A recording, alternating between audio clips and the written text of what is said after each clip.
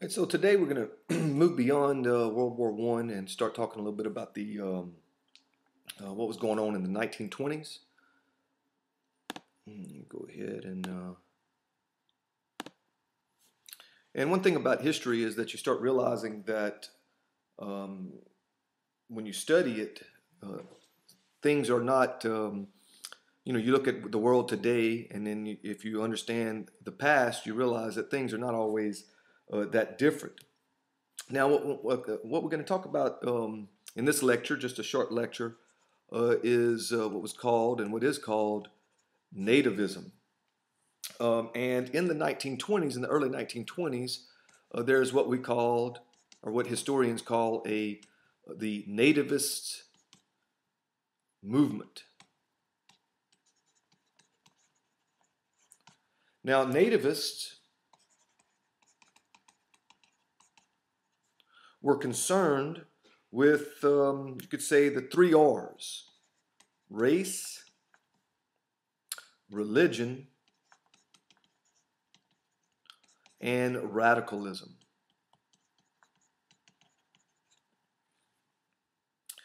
You could say they opposed non-Anglo-Saxon races. So, for example, if you're African American, if you're Jewish, if you're Cajun, if you're Latino, the nativists were kind of opposed to those groups getting too much power, and did not really consider them what you would call, or what they would call, American. They were also opposed to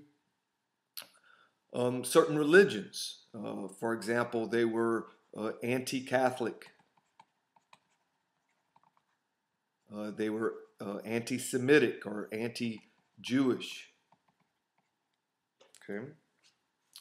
And they opposed, when we talk about radicalism, sort of non-capitalist ideologies, economic ideologies, such as socialism or communism.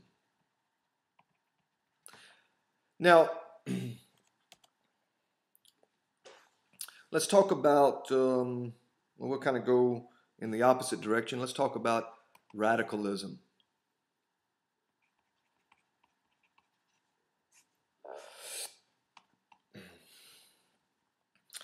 Well, from 1919 to 1920, there's what we call a Red Scare. Now, this happened again later on with McCarthyism, but it happened earlier, and a lot of people don't realize about this Red Scare. This was kind of almost um, I guess some historians would call it paranoia.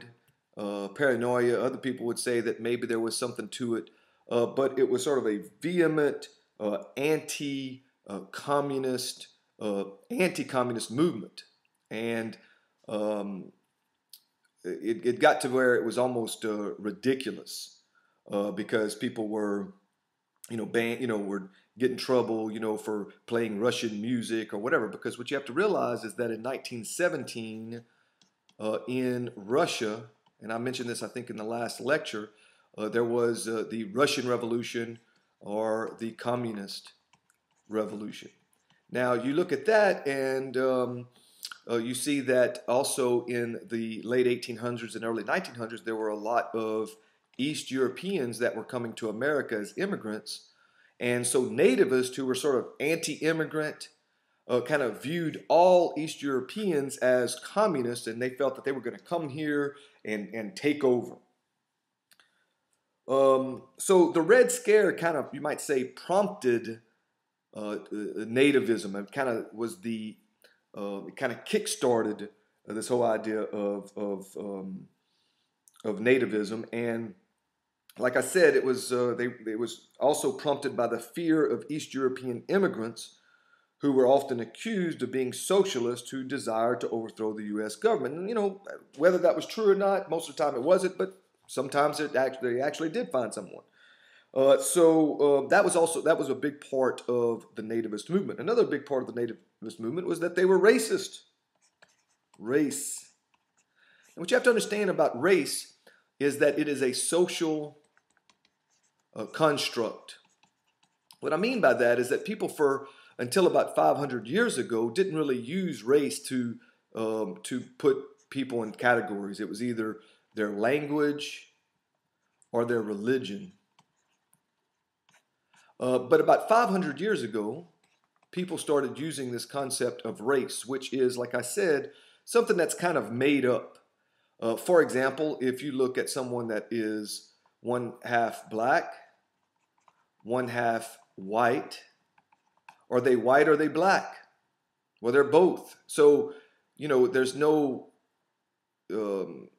race is a very superficial way to describe people. But we've used it for so long now that it's almost like, more than just something made up. Okay, I think you follow what I'm saying there. Now, the nativist believed in just the sort of natural racial superiority of the Anglo-Saxon race. And let me explain Anglo-Saxon. I mean, basically what we mean, there were two tribes that went into England, and they intermarried, and it was the Anglos and the Saxons.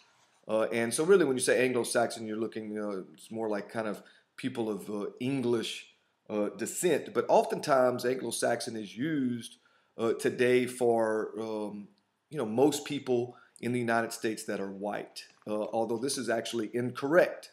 For example, if you're a Cajun, if your last name is Fontenot and your mother's name was Saunier, you're not Anglo-Saxon. You're of French descent. Okay, it's a different group of people. And so, but they always kind of, the natives viewed the Anglo-Saxon race as superior to others. Now, religion.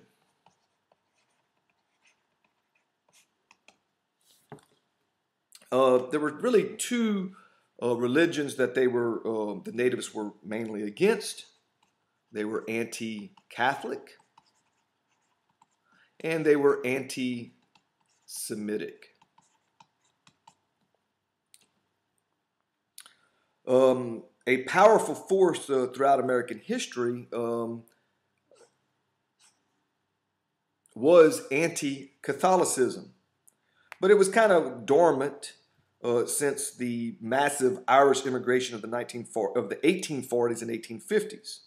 But in the 1920s, it came back again. And this is something that you see when you look at racism and ethnocentrism and kind of being, prejudice, is that it goes kind of up and down. Oftentimes, if you have in say the case of the 1920s, one could argue that it was a combination of immigrants that came in, and people, oftentimes that are here don't really, they fear immigrants.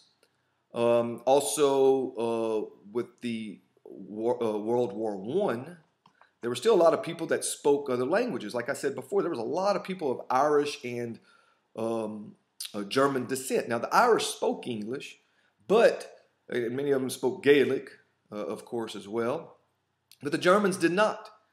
And so that was also part of this nativist movement because people said, well, look, we're at war. Once the United States joined the war in 1917, and everybody should speak English.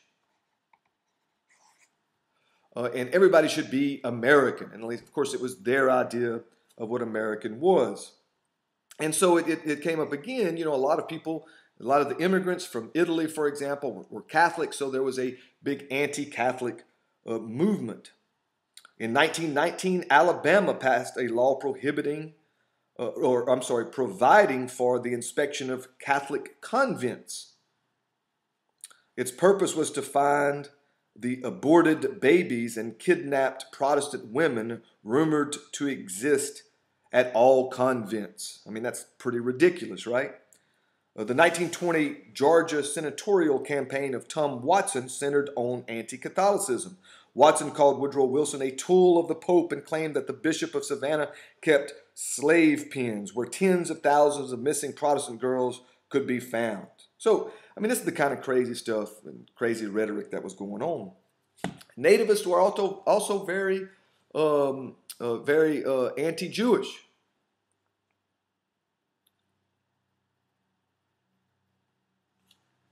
Or we see at that time a lot of anti-Semitism. Nativists hated and feared Jews as well.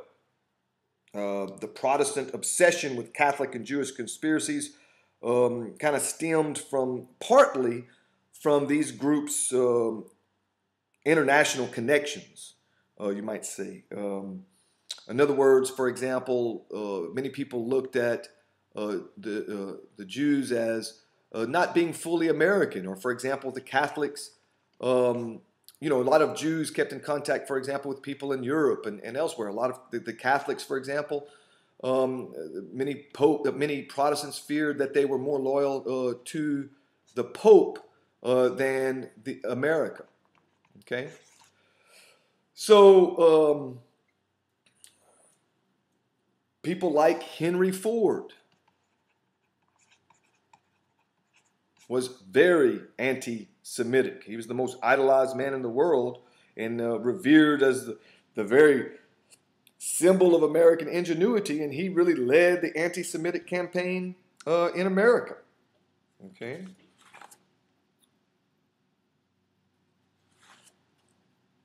Now this sort of this nativist movement and also gave rise to the Ku Klux Klan, which was really started in 1867 in Pulaski, Tennessee.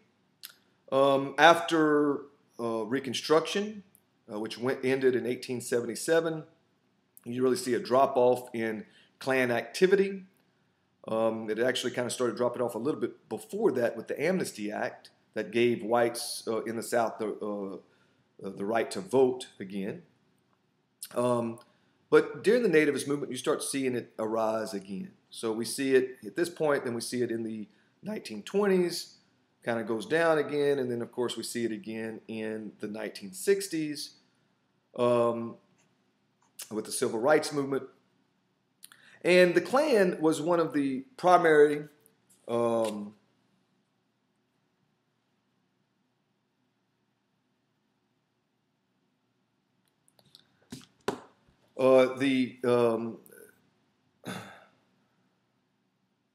you could say that the Klan was one of the primary organs of Nativism.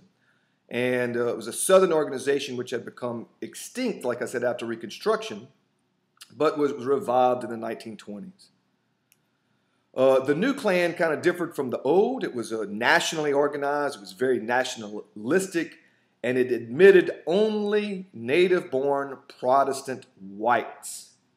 And the Klan membership exploded from 5,000 in 1920 to 5 million in 1925. Their basic motto was, "Be moral or I'll kill you." Like I said, I just kind of wanted to mention that there's more that you can read about this, but this was, kind of a major part of this kind of nativist movement.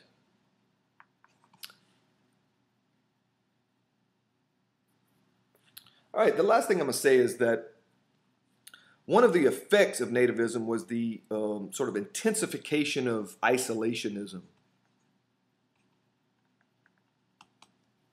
The United States' avoidance of committing outside the Western Hemisphere. And this is actually something that some people today say we shouldn't be isolationists, but maybe a little bit more so. All right. Another effect of nativism was the first large-scale immigration restriction law in American history. When they started really restricting immigration. So in 1924, a law was passed that was called the National Origins Act.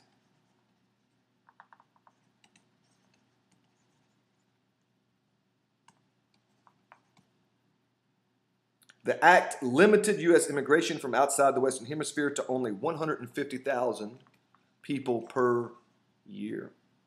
Okay?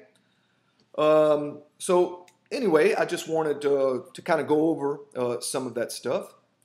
The Nativist movement eventually, just like a lot of these movements, kind of declined. But this is something that you see, throughout American history. That kind of comes and goes, and to some extent, we're seeing some of that today. So when you watch the news and you read about immigration laws, things like that, and just keep it into some kind of, or put it in some historical context.